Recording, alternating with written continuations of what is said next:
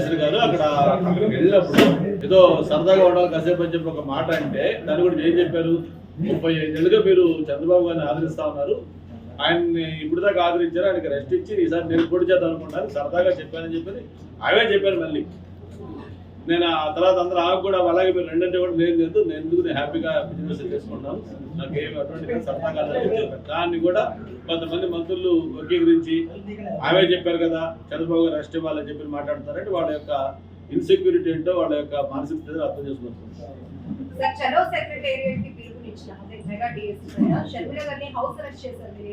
దాన్ని ఖచ్చితంగా ఖండిస్తున్నాం. ఎందుకంటే చాలా తప్పు, వాళ్ళు చేస్తుంది దగా, అది వాళ్ళు చేస్తుంది మోసం.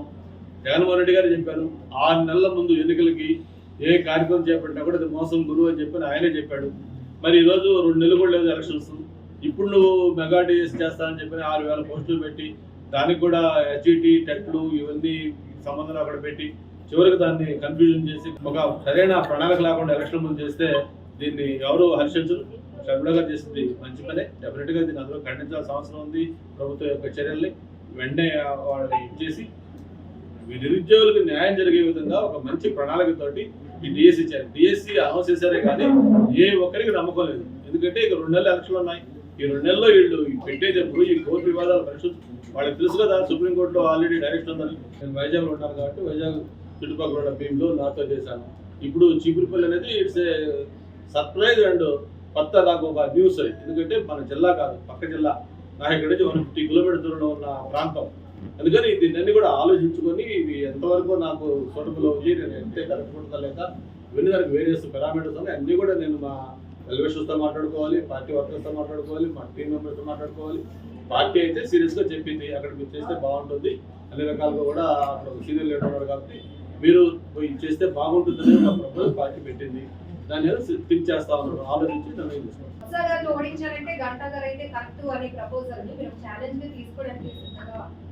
అంటే ఇవన్నీ కాదమ్మా, ఇప్పుడు పార్టీ అన్ని ఆలోచిస్తుంది. ఫస్ట్ పార్టీ ఎవరు ఎక్కడ దేనికి సూట్ అనేది పార్టీకి ఒక ఆలోచన అభిప్రాయం ఉంటుంది. దాని ప్రకారం వాళ్ళతో ప్రపోజల్ చెప్పారు.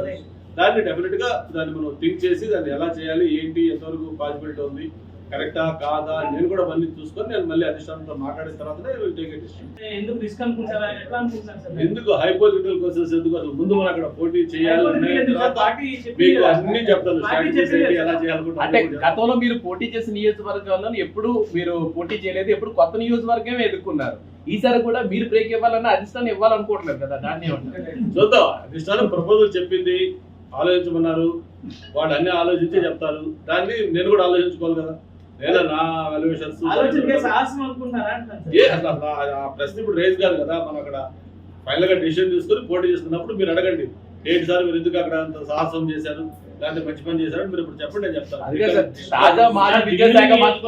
మీకంటూ ప్రత్యేకమైన క్యాడర్ ఉంది, మీరు అక్కడ నుంచి పోటీ చేసి గెలిచి మంత్రిగా కూడా పనిచేశారు. ఇప్పుడు భీమిలి నియోజకవర్గం నుంచి జనసేన అభ్యర్థిని ఎన్నికల బరిలో గెలిచాలని కూటమి భావిస్తున్నట్టు సమాచారం. ఒకవేళ జనసేన అభ్యర్థికి భీమిలి కేటాయిస్తే గంటా సపోర్ట్. ఇప్పటి వరకు నాట్ ఓన్లీ విశాఖపట్నం 175 నియోజకవర్గాల్లో ఏ సీటు ఎవరికనేది అఫిషియల్ గా అనౌన్స్ కాలేదు. ఓన్లీ 4 సీట్లే. చంద్రబాబు నాయుడు గారు 2 సీట్లు అనౌన్స్ చేశారు. అది చేసిన తర్వాత పవన్ కళ్యాణ్ గారు 2 సీట్లు అనౌన్స్ చేశారు పార్టీకి. అది కూడా క్యాండిడేట్ ఎవరో తెలియదు. తెలుగుదేశం పార్టీ 2 చోట్ల పబ్లిక్ మీటింగ్ లో మండపేట అండ్ అరకు ఈ అభ్యర్థిని గెలిపించండి అని చెప్పిన దానికి కళ్యాణ్ గారు కూడా 2 చోట్ల, చంద్రబాబు గారు 2 చోట్ల చెప్పారు కాబట్టి మాకు కూడా వచ్చి వస్తుంది కాబట్టి నేను కూడా 2 సీట్లు అనౌన్స్ చేస్తున్నానని చెప్పి రాజానగరం అలాగే రాజోలు ఈ 2 సీట్లు చెప్పారు. అక్కడ కూడా క్యాండిడేట్ చెప్పాలి అంతే తప్ప మిగతా 171 సీట్లు కూడా ఏ పార్టీకి వస్తాయి, ఎవరు చేస్తారనేది ఇవన్నీ కేవలం స్పెక్యులేషన్సే. భీమిలి కావచ్చు, అనకాపల్లి కావచ్చు, గాజువాక కావచ్చు, చోడవరం కావచ్చు, లేకపోతే ఇంకోటి కావచ్చు, ఒకటి కావచ్చు, ఇవన్నీ జనసేనకు వస్తాయా, టీడీపీకి వస్తాయా అనేది చంద్రబాబు నాయుడు గారికి, పవన్ కళ్యాణ్ తప్ప 3 వ్యక్తికి తెలియదు ఇండికేషన్స్ ప్రకారం. అందుకని త్వరలోనే కాకపోతే ఏంటంటే ఆల్రెడీ తెలుగుదేశం పార్టీ కానీ జనసేన పార్టీ కానీ మెజారిటీ స్థానాల్లో ఒక క్లారిటీకి వచ్చింది. కాకపోతే ఉమ్మడిగా బీజేపీ కూడా కొత్తగా డెవలప్మెంట్ లో ఉంది కాబట్టి బీజేపీ, జనసేన, టీడీపీ వన్స్ ఒకసారి ఫైనల్ అయిన తర్వాత ఏ సీట్లు ఎవరెవరు అని తెలిసిన తర్వాత ఆ పార్టీలు కూర్చొని వాళ్ళు వాళ్ళ అభ్యర్థులు ఫైనల్ చేస్తారు. మొత్తం కూడా అతి త్వరలోనే క్యాండిడేట్లు అనౌన్స్ చేస్తారు.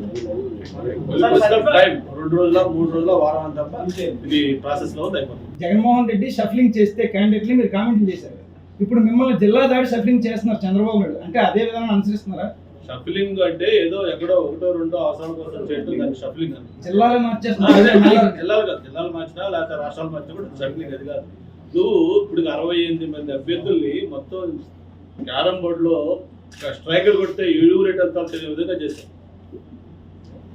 దాన్ని షఫ్లింగ్ అంటారు. దీని షఫ్ ఎక్కడో ఒకరో ఇద్దరు ఒక దీనికోసం మార్చడం లేకపోతే చేయటం అది షఫ్లింగ్ అంటే ఎట్లా అంటారు? పార్టీ దాంట్లో చేయటం వేరు. నువ్వు మొత్తం 175లో దాదాపు ఇప్పటికే 50% చేసావు, ఇంకా రేపు ఎంతమంది చేస్తావో తెలియదు, అది షఫ్లింగ్. రోజు నియోజకవర్గాలకే సార్ మారేది, ఇక్కడ నుంచి జిల్లాలకు మారుతారని చూద్దాం, ఇంకా మారలేదు కదా. ప్రస్తుతానికైతే వైజాగ్లో ఉన్నాను. నాకు మనసులో అయితే నాకు నా వైజాగ్లో ఉండాలని నా బతుకోడిక.